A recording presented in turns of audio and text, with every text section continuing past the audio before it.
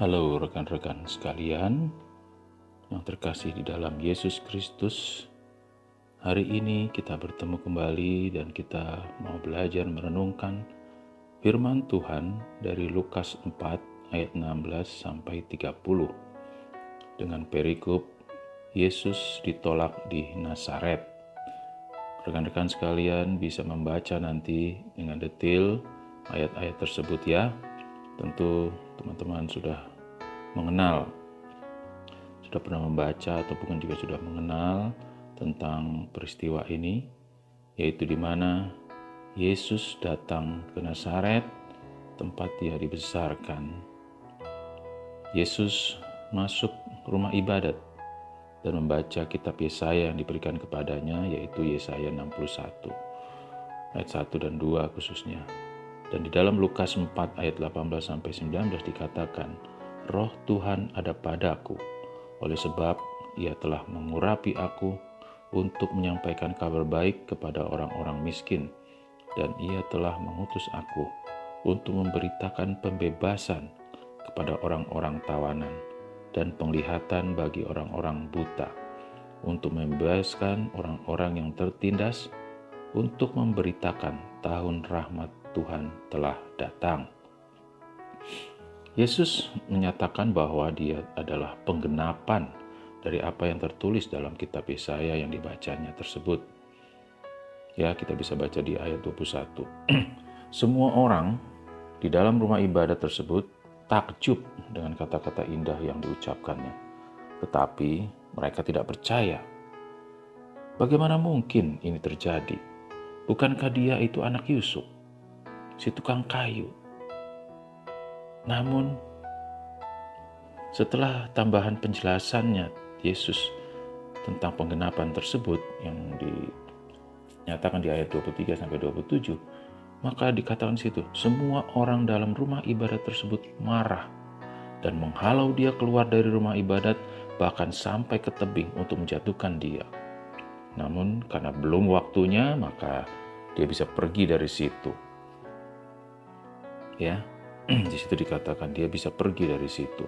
Entah itu karena kuasanya sendiri yang bisa lepas dari situ, atau memang Tuhan menggunakan orang-orang yang ada di sana, yaitu teman-teman yang bersahabat dengan dia untuk membela dia sehingga dia bisa pergi dari situ.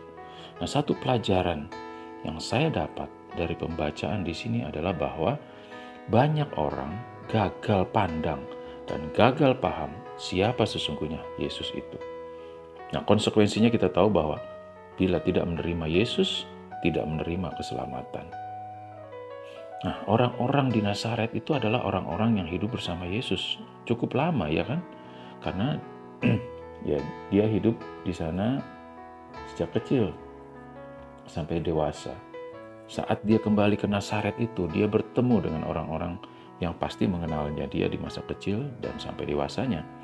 Pasti ya ada orang-orang yang suka berteman dengan dia, yang sepaham atau sepemikiran dengan dia, sependapat dan seperilaku, atau sama mungkin hobi dan gaya hidup tampilannya seperti dia. Namun bisa jadi ada juga yang tidak suka sama dia. Nah, kebanyakan mereka mengenalnya sebagai anak Yusuf, hanya sebagai seorang tukang kayu. Ya, di Markus 6 ayat 3 dikatakan, bukankah ia ini tukang kayu, anak Maria, saudara Yakobus, Yoses, Yudas, dan Simon? Dan bukankah saudara-saudaranya yang perempuan ada bersama kita? Lalu mereka kecewa dan menolak dia. Nah, mereka orang-orang Nazaret ini gagal pandang dan gagal paham tentang hakikat atau jati diri Yesus yang sebenarnya, yang lahir dari perawan Maria, Tuhan yang datang sebagai manusia untuk menebus umatnya. Ini menyatakan Tuhan hadir di dunia ini. Kita bisa lihat juga ya di ayat tentang penghakiman terakhir. Teman-teman ingat ya, tentang bicara tentang kerajaan sorga, tentang kerajaan Allah. Di Matius 25 ayat 40 dikatakan, dan raja itu akan menjawab mereka, aku berkata kepadamu, sesungguhnya segala sesuatu yang kamu lakukan untuk salah seorang dari saudaraku yang paling hina ini, kamu telah melakukannya untuk aku. Dan di ayat 45 juga dikatakan, maka ia akan menjawab mereka, Aku berkata kepadamu, sesungguhnya segala sesuatu yang tidak kamu lakukan untuk salah seorang dari yang paling hina ini, kamu tidak melakukannya juga untuk aku. Nah, jelas di situ dikatakan bahwa Allah bersedia berperan, diperankan sebagai orang-orang yang paling hina. Bayangkan, berarti Allah itu ada di dunia ini, ada di sekitar kita, pada orang-orang yang ada di sekitar kita. Nah, kalau dipikir-pikir, ya, orang-orang Nazaret ini menggambarkan orang-orang zaman ini. Ya, termasuk saya.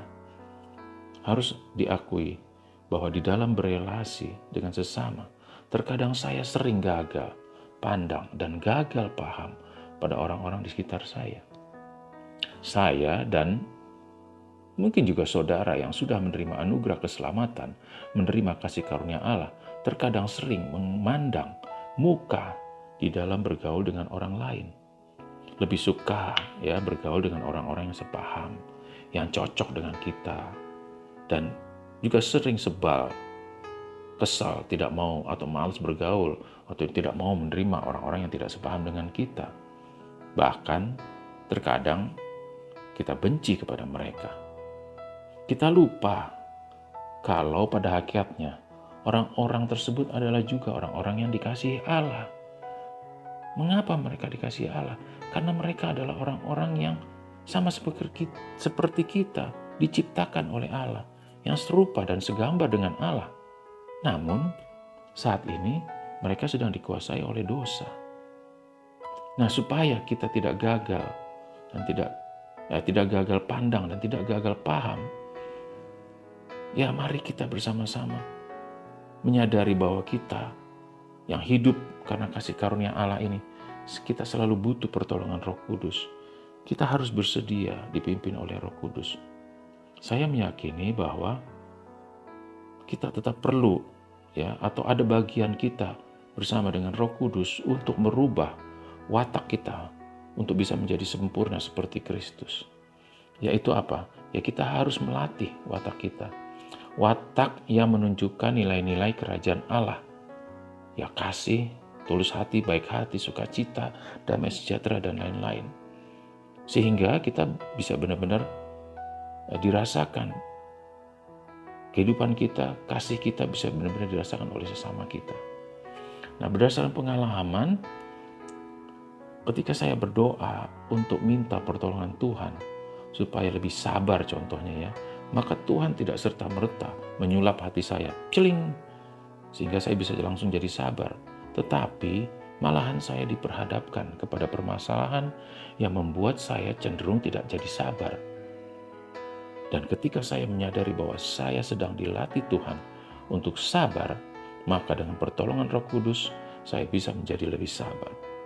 Bukan hal-hal demikian juga sering terjadi pada teman-teman sekalian. Nah, karena itu, pada kesempatan kali ini, saya mengajak rekan-rekan sekalian yang sudah mengalami kasih karunia Allah untuk belajar terbuka dan terus-menerus berlatih sehingga nilai-nilai kerajaan Allah itu tertanam dengan kuat pada watak kita. Dengan demikian, kita akan lebih mudah menerima, memahami keunikan, sifat-sifat perilaku orang di sekitar kita, juga kelemahan-kelemahannya. Ya, orang-orang sekitar kita itu siapa? Ya, pasangan kita, ya anak kita, orang tua kita, saudara kita, teman kita, atasan kita, bawahan kita. Dan kita selalu siap sedia untuk bisa mengampuni dan doakan mereka. Kalau ingat tadi di Matius ayat 25 ayat 40 kan dikatakan, kalau kita cinta Tuhan dan ingin memuliakan Tuhan, memuji Tuhan, menyenangkan hatinya, maka cintailah orang-orang di sekeliling kita. Lihatlah hal-hal baik pada mereka dan pujilah atau hargailah mereka, bantulah mereka, buatlah mereka senang. Apapun agamanya, apapun suku bangsanya, apapun derajat ekonomi dan lain sebagainya. Jangan cuma di gereja saja kita baik atau hormat hanya kepada orang-orang yang lebih tinggi atau lebih kaya dari kita. Jangan. Mari kita melihat dengan lebih dengan mata rohani kita. Jangan gagal pandang. Kenapa kita harus melakukan hal tersebut di atas? Karena orang-orang yang ada di sekitar kita itu adalah orang-orang yang sangat berharga di mata Tuhan. Mereka adalah ciptaan Tuhan. Bayangkan, bila saja orang-orang Nazaret tersebut tidak gagal pandang, tidak gagal paham tentang siapa Yesus itu sebenarnya, maka mereka akan menerima Tuhan Yesus yang artinya menerima keselamatan. Nah, kalau kita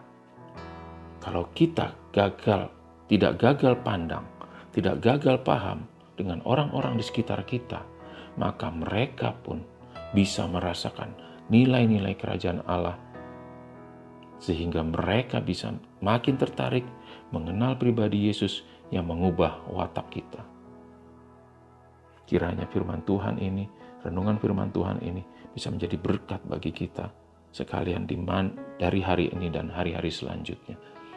Sehingga nama Tuhan dipermuliakan, banyak orang yang menerima keselamatan. Di dalam nama Yesus, Tuhan Yesus memberkati. Amin.